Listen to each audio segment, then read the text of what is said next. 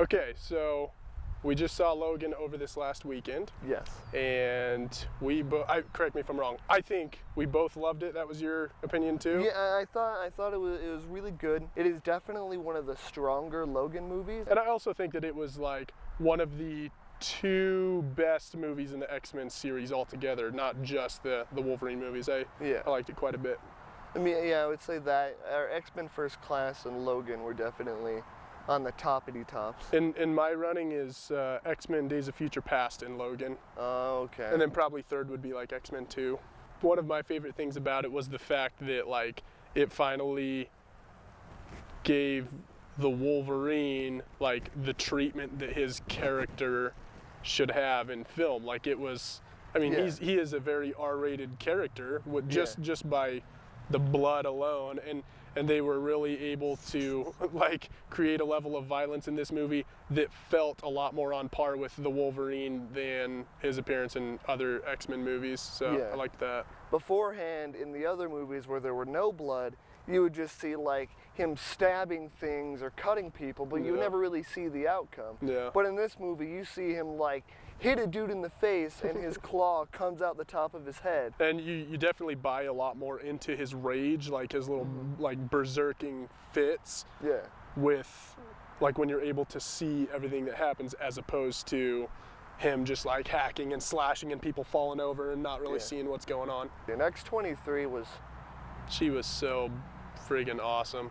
When she like flew through the air and stabbed people. Yeah, I love when Logan's like, all right, get behind me, and he starts like running after someone, and she just runs off the top of his back and leaps and like claws the next person in line. That was great. Good stuff. She was super hardcore. And one of the things I wanted to mention as well is my favorite character, Bobby, is inside of Logan, the little black boy with the electricity powers.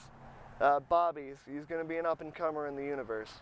Probably not, but as it turns out, he's kind of relevant. Yeah, kind of relevant in this movie, just because apparently his power was derived from, what's the guy's name in? I have no clue. In X-Men Origins Wolverine, Dominic Monaghan? No. Dude, anyway, guy that plays Charlie on Lost. His character in X-Men Origins, he can his brain can like interface with electrical systems. Yeah. So Bobby's power was taken from that guy's genetic material, just like X-23-23's powers were taken from Wolverine. That's another thing. Yeah. X-23, I'm pretty sure, is just supposed to be the name of that particular character, that particular mutant. Yeah. But in the movie, they did like, all of those kids were like the X-23 experiments, and they all had a designation, X-23-20, X-23, and she was X-23-23. I thought that was kind of a weird touch. Yeah, I'm pretty sure she's just X-23. Yeah. There's all these like talks about like universes and crap, and they're doing like a monster movie fest, but like big monster movies like kaiju and with King Kong, Godzilla. I think that's all they have for now. I think they're going to introduce like Rodan and King Ghidorah later on.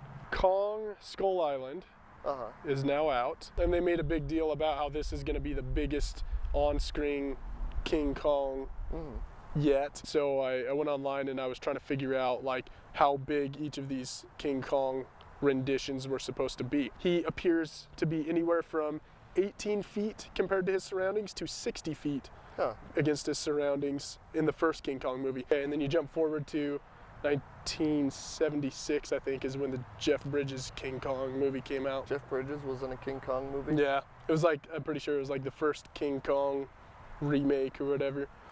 This one had a different story. It wasn't like the whole like we're going to shoot a film thing. It was we're gonna go to an island and see a giant ape? Yeah, I think they were on like an oil tanker or something crazy like that, and they found this island. I don't know. I never really watched the movie.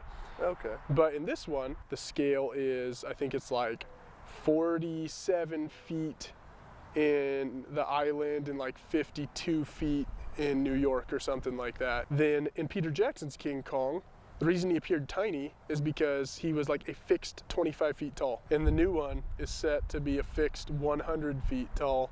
So he's the biggest, Peter Jackson's is the smallest. How big is Godzilla? Good question. I don't know. Sick. I'm mad to see the King Kong, I'm actually quite excited. and I didn't like the Godzilla movie. Yeah, that's where you and I differ. I loved the new Godzilla. Loved it. It was just boring. Or I was just whatever. bored. Okay. I just didn't like the main character. He had nothing going on for him. Maybe I was just in it for Godzilla or something. Yeah. But And if Godzilla had been in there more, I could justify it. Or if Bryan Cranston had been the main actor, like, hey dude, I can't get enough of the Bryan Cranston except for when he's the playing Brad Zordon. guy. Oh my gosh. Let's talk about that. Holy crap. Okay, new Power Rangers movie. The first trailer was a little bit like, I don't know where this is gonna go. Yeah. It could be good. Yeah. And then I started looking at more of the posters and the art and stuff, and it was just like, You take Alpha, the little robot companion to Zordon. He looks like stupider and more corny and ridiculous and insane in this like high budget movie than he ever did in the TV show, rolling around with like these giant weird like bug eyes. They're trying to move away from corny and like make it cool, and they went the opposite direction with Alpha. He looks like crap. It seems like they can't make up a decision. Yeah. Well, and the dialogue is still corny as hell. I've got, let's see, 1, 2, 3, 4 more huge issues, and they're all character based. Goldar, let's start with him. Goldar, yep. Goldar, that's the most offensive thing they've done, because Goldar, he was the least corny looking, coolest, most like hardcore element of the whole series. He was scary. He was like cool looking, you know? And they turned him from being like a beast inside of a golden armor suit into being a giant pile of molten gold. Yeah. And that's just crap. And then they take Rita Repulsa, who, here's the thing, yeah, her outfit in the show was corny, but so is the outfit they came up with. She looks like Poison Ivy in the movie. And it's just like, they could have at least gone with a cooler looking version of what she looks like in the series. But no, they didn't do that. Zordon, instead of being like a giant like head in a tank, which was actually really cool and kind of creepy. He's a wall. Yeah, he's a freaking anthropomorphic wall. And then the last thing, the putties. They turned the putties into rock golems. Yeah, instead of human-sized, just like ninja things, they turned them into rock golems. The whole thing is crap. They've changed everything about it. The only thing that I thought turned out all right was the suits. The suits. Interesting. Sorry, when I get on something that I like have strong feelings about, I just go and go and go and go. So you'll that was just a lot kill of it. Just kill stuff Power said. Rangers. My bad. What trailers have you seen lately? I mean, there are 2 trailers I'm super obsessed with. The Bad Batch? Yeah, the Okay, the Bad Batch and Song to Song. Those 2 trailers are super good. I can just watch them over and over again, and I'm just like, oh, I love the music. Yeah, I really enjoyed that trailer for Bad Batch that you showed me.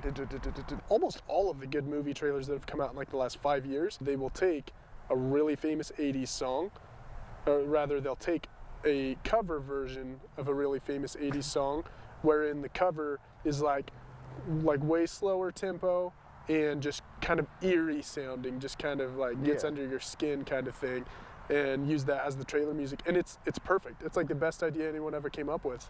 And someone figured that out within the last couple of years, because now like all movie trailers are doing it. I think the first time I ever noticed that in a trailer was for a movie called Out of the Furnace with Christian Bale. Okay. Really good movie. Yeah, they used oh goodness, what song? I don't even remember what song they used, but that was the first time I noticed it. And then over the years, I noticed on a couple of other occasions, like they're all using really famous 80s songs. Oh, and then The Circle. I mean, which looks like a good movie, and it actually seems like an interesting movie. And it has Jeff Bridges in it. Does it really? I'm pretty sure, isn't it? That's Tom Hanks in it. Oh, it's Tom Hanks, duh. It has Tom Hanks in it. It was, what song? It was Private Eyes. Lenachka she made a cover of Private Eyes, and they used that in the trailer. I like that. Yeah. I like that. It was really cool sounding. Thanks for watching, and yeah, we will catch you next time talking about some more boring stuff. We'll see you other way around, you'll see us. We won't even know you're watching. Thank you. Peace. Camera speeds. Okay. Zoom file 7, scene 1 is an alpha, or episode 1.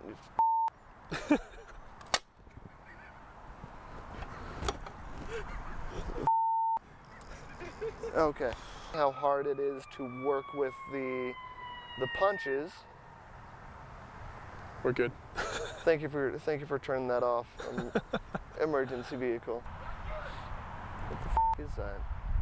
So we're gonna hold off for a second as this dude that is yelling walks by.